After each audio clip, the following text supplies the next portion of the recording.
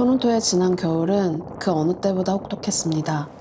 평균 체감온도 영하 15도의 추운 날씨에 펜로스 중공원까지 겹쳐 집 밖에 거의 나가지 않았습니다.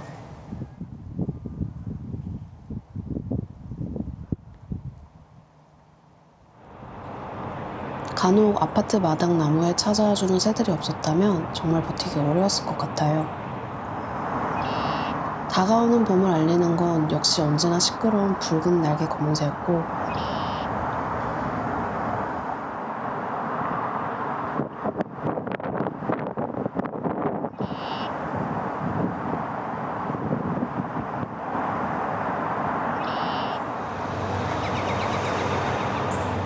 미국 집박이와 북부 홍간조가 그 뒤를 이었습니다.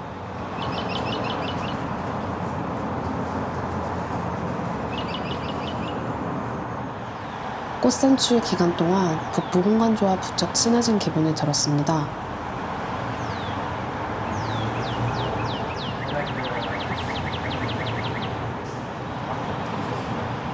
틈만 나면 집 앞 나무에 앉아 시끄럽게 울어대는 게 제발 좀 밖으로 나가라며 잔소리해주는 친구 같았습니다.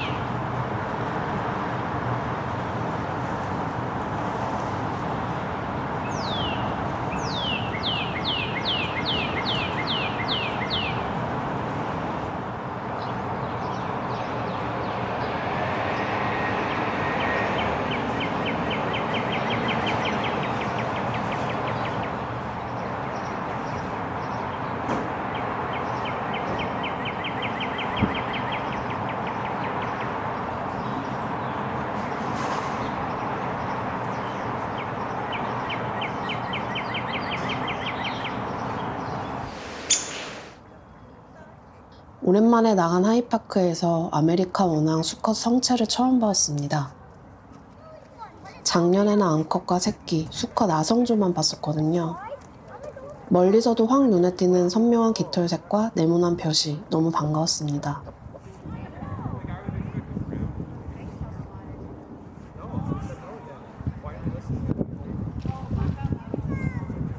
각도에 따라 달라지는 다채로운 깃털과 섬세한 흰 깃털 무늬 좀 보세요. 눈을 떼기 어렵죠? 직접 보니 새빨간 눈도 전혀 무섭지 않고 구슬처럼 영롱해 보입니다.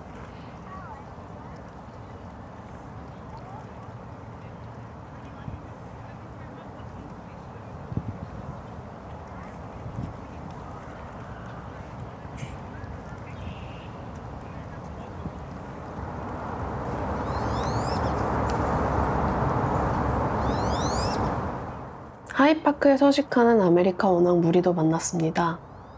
아메리카 원앙은 북미 전역에 서식하며 주로 미국 남부 등에서 겨울을 나는데 1월부터 월동지에서 미리 짝짓기를 하거나 이동하는 길에 짝을 이룹니다.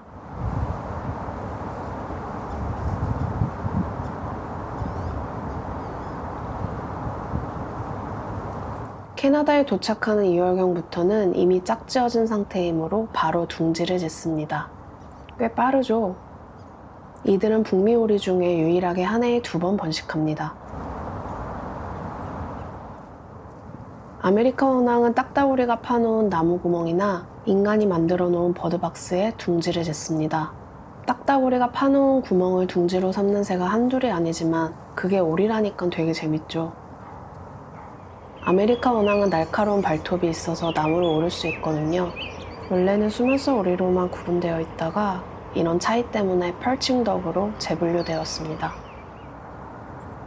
한여름에 아메리카 원앙 앙컷을 만났을 땐 솔직히 예쁘단 생각을 못했습니다.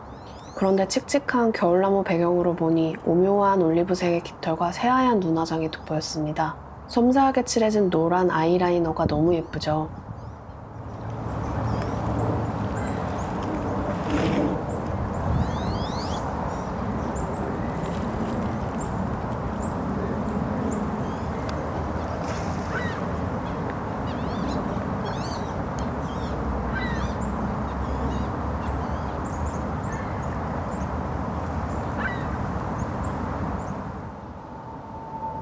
무리에는 청둥오리도 있었습니다. 오리들은 겨울에 먹이를 더 쉽게 찾기 위해 다른 종과도 군집 생활을 하거든요.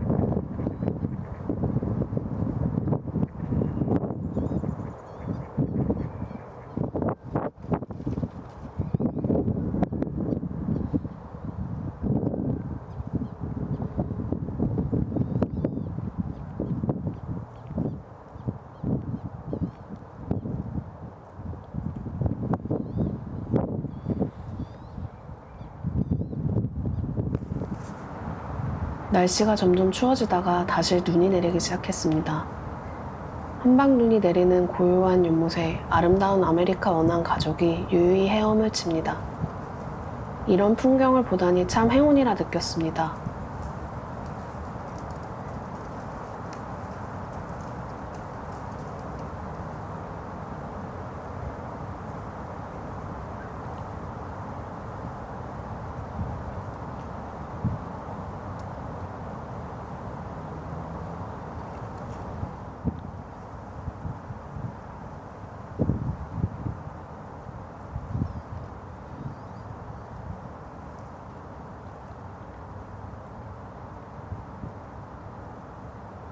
아마 사람 눈이 닿지 않는 저 연못 뒤편 나무 덩굴에 둥지가 있었을 것 같아요. 계속 왔다 갔다 하더라고요.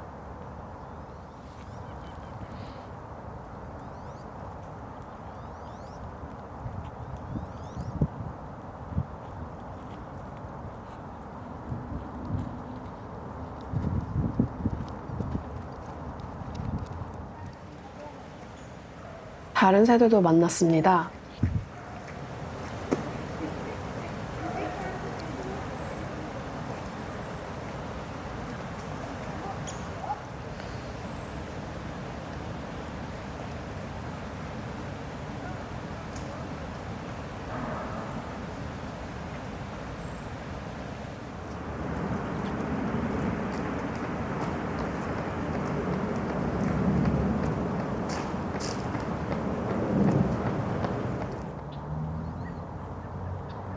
붉은 날개 검은새와 커먼 크래클이 함께 무리를 진 모습은 처음 봐서 신기했습니다. 두 새 모두 찌르레기 사촌류에 속합니다.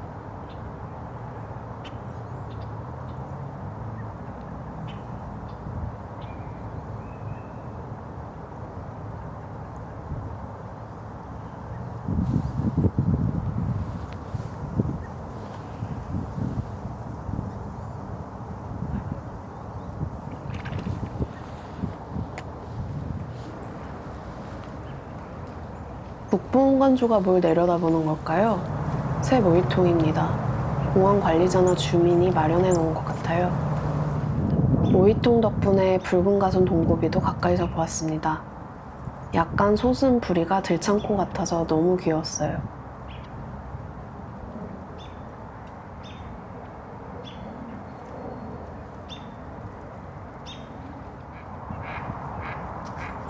오랜만에 송스페로도 만났고요.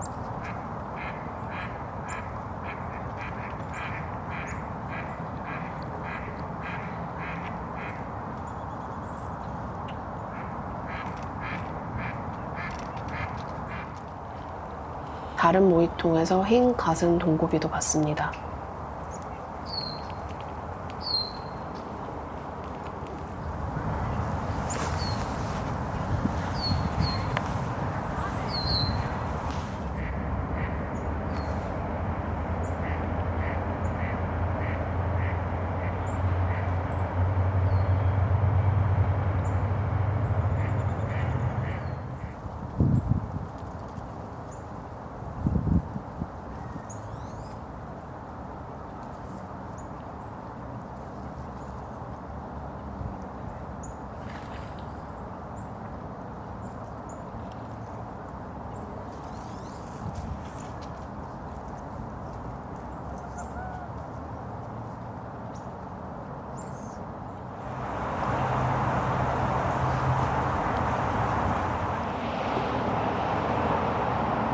하이파크 후문 쪽에서 미국 집박이 무리도 만났습니다.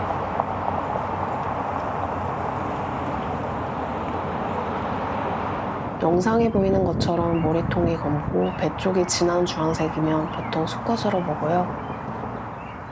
이 아이처럼 머리통이 좀 더 회색빛이고 배 쪽이 밝으면 보통 암컷이나 수컷 아성조로 봅니다.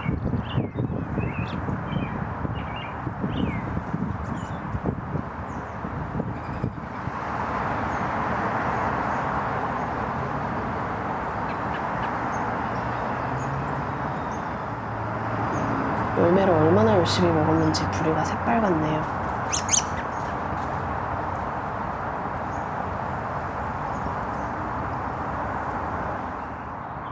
미국 집박이 곁에는 먹이를 찾는 붉은 날개 검은새 아성조도 있었습니다. 날개와 꼬리에 남은 갈색 깃털이 이제 다 검은색으로 바뀌겠죠.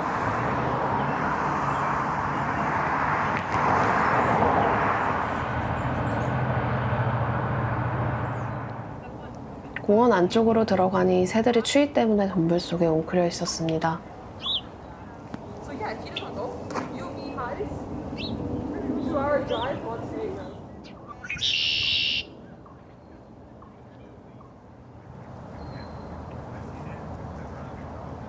청동 오리의 눈꺼풀은 흰색이었네요. 그리고 나이가 들면 이렇게 머리에 청록색 깃털이 빠진다고 합니다.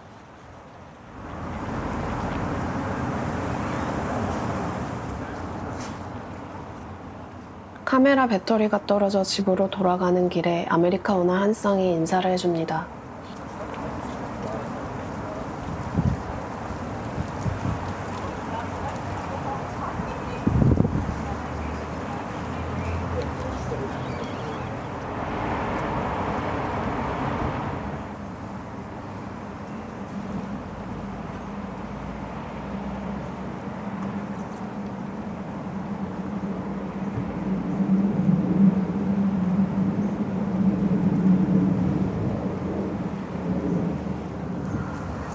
운 좋게 레드빌드 우드페커도 처음 봤습니다. 더 따라하고 싶었지만 카메라가 완전히 꺼져버렸어요.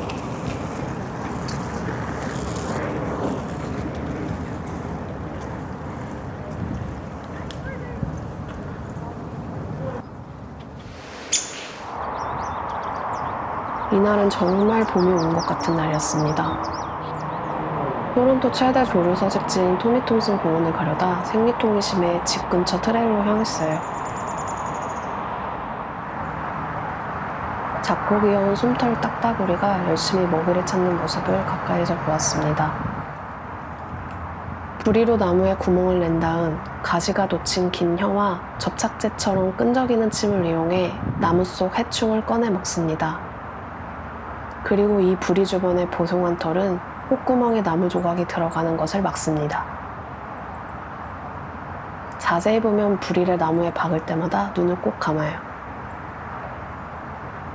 동화 사이언스의 이 기사를 보면 솜털 딱따구리는 나무를 쪼을 때마다 힘껏 공을 치는 테니스 선수처럼 기합 소리를 낸다고 합니다.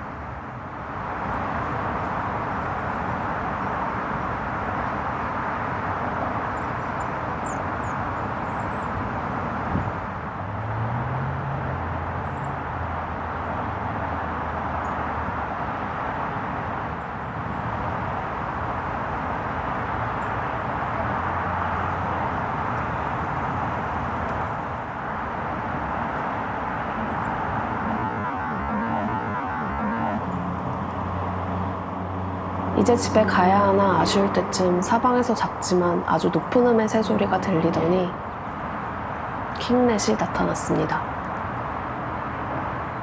골든 크라운드 킹넷은 침엽수를 좋아합니다. 마침 침엽수가 많은 트레일에 있었어요. 상무솔새와 진짜 똑같이 생겼죠? 둘 다 레귤러스라는 속에 속합니다.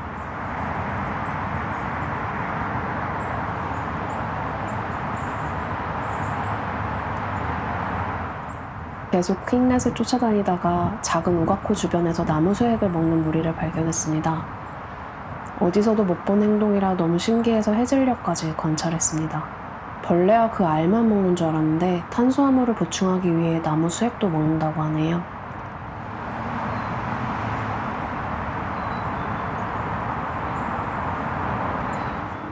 그런데 너무 작고 부리가 약하다 보니 딱따구리가 파놓은 구멍 등에서 흘러나오는 수액을 먹는다고 합니다.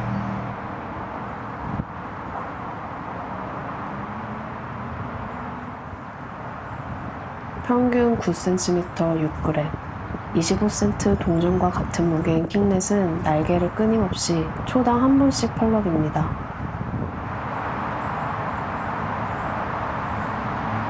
벌새처럼 제자리에서 정지비행도 하고요. 먹이를 먹기 위해 거꾸로 매달려 있는 모습도 자주 볼 수 있습니다. 고개사가 따로 없죠. 이들은 발바닥의 파인 홈으로 뛰어난 접착력을 얻어 이런 동작을 선보일 수 있습니다.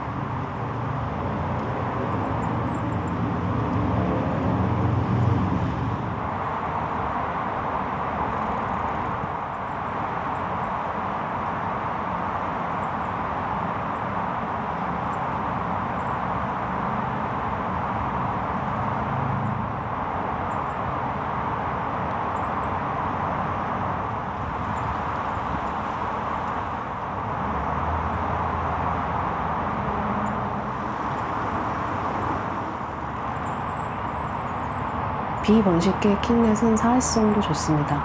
워블러나 치카디, 동보비 등과 같은 다른 작은 명금류 새들과도 무리를 지어 생활한다고 하네요.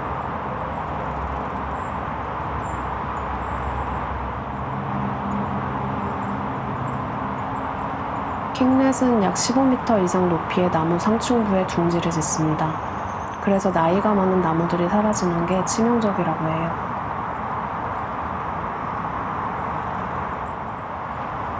오래된 숲을 지켜야 하는 이유가 더 분명해집니다.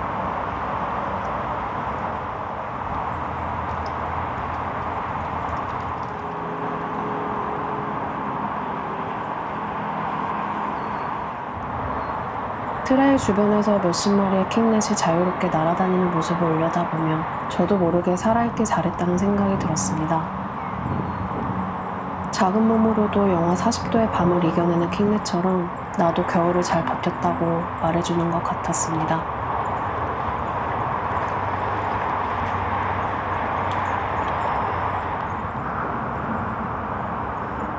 그렇게 킹렛 덕분에 지난 겨울을 극복하는 평화로운 오후를 보냈습니다.